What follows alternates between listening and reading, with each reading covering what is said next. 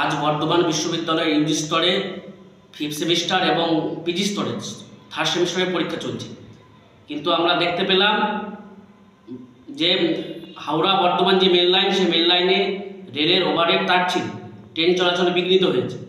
তাই আমরা ভারতের ছাত্র ফেডারেশন পূর্ব বর্ধমান জেলা কমিটির পক্ষ থেকে বর্ধমান বিশ্ববিদ্যালয় কর্তৃপক্ষের কাছে এই আবেদন রাখছি যে এই ট্রেন বিভ্রাটের জন্য পরীক্ষা হলে ঢোকার ক্ষেত্রে ছাত্রছাত্রীদের কাছে কোনো সমস্যা না হয়, তারা দেরিতে পৌঁছালেও তাদেরকে যাতে পরীক্ষা দিতে দেওয়া হয় এবং এই বিষয়ে যাতে মানবিকতার স্বার্থে মানবিকতার দিক থেকে দেখা হয় এবং সাধারণ ছাত্রছাত্রীদের জানে যাতে ভবিষ্যতে কোনো সমস্যা না হয় সে দেখার জন্য আমরা বিশ্ববিদ্যালয় কর্তৃপক্ষের কাছে আবেদন জানাচ্ছি।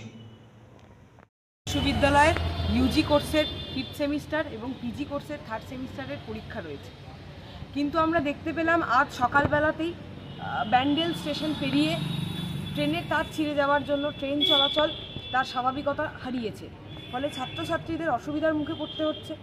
আমরা জানি পরীক্ষা কেন্দ্রে যাওয়ার জন্য অনেক ছাত্রছাত্রীকেই মূলত রেলপথ ব্যবহার করতে হয়, কিন্তু রেল চলাচল সঠিকভাবে না হওয়ার জন্য তাদের পরীক্ষা কেন্দ্রে সঠিক সময় পৌঁছানো বা বর্ধমান বিশ্ববিদ্যালয়ের সেন্টারে এসে পরীক্ষা দেওয়া সব ক্ষেত্রেই তাদের অসুবিধার মুখে পড়তে হচ্ছে।